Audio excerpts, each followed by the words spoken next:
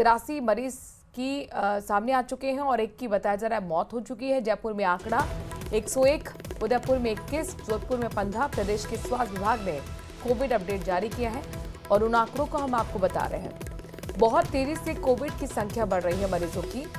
शुक्रवार की हम बात करें यानी आज की, तो प्रदेश भर में 15 नए केसेस सामने आए हैं और अब तक 183 मरीज सामने आ चुके हैं। एक की मौत हो चुकी है।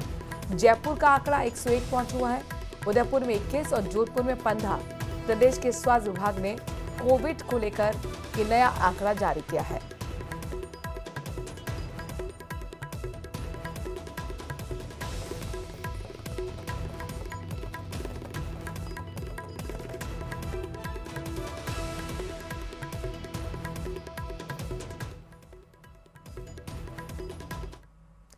नीट यूजी में डमी कैंडिडेट बैठाकर एग्जाम पास करने के मामले में 2 डॉक्टर्स गिरफ्तार हुए हैं, जबकि एक शख्स को हिरासत में लिया गया है जिससे पूछताछ चल रही है।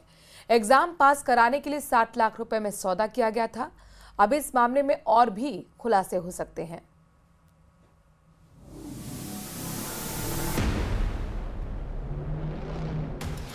डमी कैंडिडेट का खेल, मुन्ना भाई बने डॉक्टर। 60 लाख में सौदा, ईमानदारों से धोखा। मेडिकल की पढ़ाई या पैसे की कमाई। जयपुर से जोधपुर, मुन्ना भाई स्टाइल एडमिशन स्कैम। चौमू थाने में दर्ज हुए केस ने मेडिकल सिस्टम की साख पर सवाल खड़े कर दिए हैं। 2020 की मेडिकल परीक्षा में सचिन गोरा नाम के युवक ने एडमिशन तो ले लिया, लेकिन परीक्षा किसी और ने दी थी। जांच में सामने आया कि परीक्षा में सचिन की जगह अजीत गोरा नाम के युवक ने बैठकर परीक्षा दी।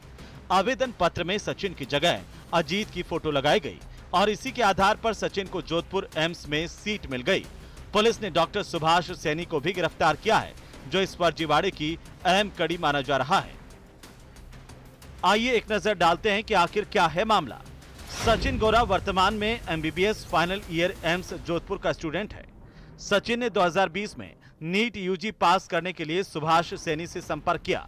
सुभाष सैनी के जरिए 60 लाख रुपए में एग्जाम पास करवाने का सौदा हुआ। सचिन की जगह अजीत गोरा ने नीट यूजी एग्जाम दिया। 667 अंक मिले। सचिन गोरा का जोधपुर एम्स में दाखिला हो गया। सचिन गोरा की जगह अजीत गोरा की फोटो लगाकर आवेदन किया गया था। सचिन गोरा का एमबीबीएस के लिए जोधपुर एम्स में दाखिला हुआ। सचिन गोरा ने कभी नीट यूजी का एग्जाम दिया ही नहीं था। अजीत गोरा भरतपुर से एमबीबीएस करने के बाद इंटर्नशिप कर रहा है। डॉक्टर सुभाष सैनी सीएचओ के पद पर घाटवा कुचामन नागौर में पोस्टेड है। पुलिस ने सचिन गोरा और अजीत गोरा को अरेस्ट किया है। नीट भर्ती परीक्षा में डमी कैंडिडेट बैठा करके परीक्षा पास करने का सनसनीखेज खुलासा आज डीसीपी वेस्ट अमित कुमार बुराने ने किया। इस संबंध में जयपुर की पुलिस ने 2 एमबीबीएस स्टूडेंट्स को गिरफ्तार किया, जिनमें एक का नाम सचिन गोरा और दूसरा उसका साथी अजीत गोरा है। अजीत गोरा ने सचिन गोरा की जगह परीक्षा दी थी और यहीं पर पुलिस की पड़ताल में यह भी सामने आया कि चोमू जयपुर में रहने वाले सुभाष सैनी, जो कि आयुर्वेद का डॉक्टर है, वो मध्यस्थ बना, दलाल बना, जिसने 60 लाख रुपए में सौदा करवाया डमी कैंडिडेट बनकर परीक्षा दिलवाने के लिए। और इसी जगह पर जोधपुर में पढ़ाई कर रहे सचिन गोरा की जगह पर अजीत गोरा ने परीक्षा दी। उसके एवज में लाखों रुपए की डील हुई और वहीं पर जब ये मामला 5 साल बाद खुला तो 5 साल के बाद आज पुलिस ने तीनों आरोपियों को गिरफ्तार किया है। फिलहाल पुलिस की जांच जारी है। जांच में जोधपुर और भरतपुर पुलिस ने भी अहम भूमिका निभाई। फिलहाल आरोपियों से पूछताछ जारी है। मामले में और भी गिरफ्तारियां हो सकती है। वहीं पुलिस ने सचिन गोरा और अजीत गोरा को गिरफ्तार कर कोर्ट में पेश किया, जहां से उन्हें 8 दिन के रिमांड पर भेजा गया। ऐसे पकड़ा गया मामला। 15 मई को चौमू के एक शख्स ने रिपोर्ट दर्ज करवाई थी। जांच के दौरान पिछले 15 दिनों में कार्रवाई में एनटीए और संबंधित संस्थानों से रिकॉर्ड लिया गया था। सचिन की जगह अजीत की फोटो लगाकर एग्जाम देना सामने आया था। Jagannath Pahadia medical college Bharatpur, AIIMS Jodhpur medical college से भी रिकॉर्ड मांगा गया था। मामले के खुलासे में भरतपुर और जोधपुर पुलिस ने मदद की। एक और देश में लाखों छात्र कड़ी मेहनत से नीट जैसी कठिन परीक्षा की तैयारी करते हैं, तो वहीं दूसरी ओर ऐसे फर्जीवाड़े देश की शिक्षा प्रणाली पर सवाल खड़े करते हैं। अब जांच एजेंसियां ये पता लगाने में जुटी हैं कि ऐसे और कितने फर्जी डॉक्टर सिस्टम में मौजूद हैं। जयपुर से न्यूज़ 18 राजस्थान के लिए विष्णु शर्मा की रिपोर्ट।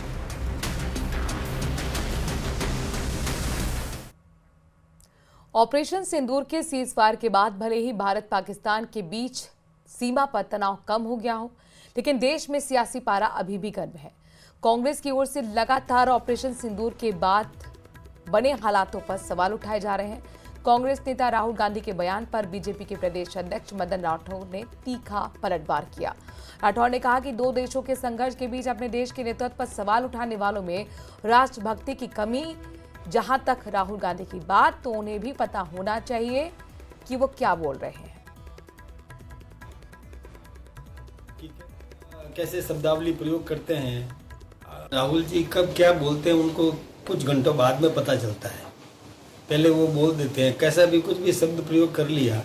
अरे नरेंद्र मोदी जी ने जो राष्ट्र के नाम संदेश दिया, उन्होंने भी सुना होगा, पूरी दुनिया ने सुना है, पाकिस्तान की जनता भी सुन रही थी, पाकिस्तान का नेतृत्व भी सुन रहा था। वह व्यक्ति इतनी दबंगाई से बीकानेर में जो उन्होंने भाषण दिया, आम जनता को जो संबोधित किया, वो सब समझ में आ जाना चाहिए कि यह व्यक्ति कितना हिम्मत वाला है, कि सरेंडर है कि क्या है, समझ आना चाहिए। अरे सरेंडर करने वालों ने कई बार सरेंडर भी किए हैं।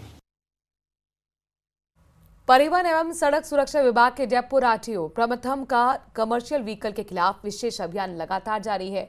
यह अभियान एक सप्ताह का है, जो गुरुवार से शुरू किया गया है। शुक्रवार को आरटीओ 1 की 4 टीमों ने ऐसे कमर्शियल वाहनों पर कार्रवाई की जो निजी होने के बाद कमर्शियल वाहन के तौर पर चलाए जा रहे हैं। ये ज्यादातर 2 पहिया वाहन हैं जो transport and food delivery app कंपनियों के साथ जुड़े हुए हैं। परिवहन अधिकारियों का कहना है कि निजी वाहन को कमर्शियल के तौर पर काम में नहीं लाया जा सकता है। वहीं जब्त किए गए वाहन मालिकों का कहना है कि वो नहीं जानते कि ऐसा करना नियम के विरुद्ध है। अगर ऐसा भी है तो इतनी बड़ी बड़ी कंपनी जो ऐप कंपनी है, उनको पाबंद क्यों नहीं किया जा रहा।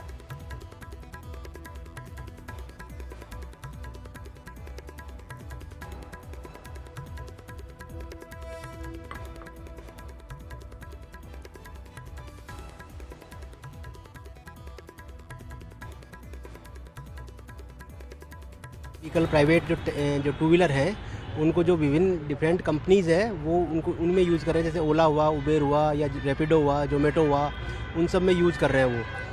तो वो एक्चुअली बिना टैक्स भरे या बिना टैक्सी नंबर होते हुए वो उसको यूज़ करें, कमर्शियल यूज़ कर रहे हैं।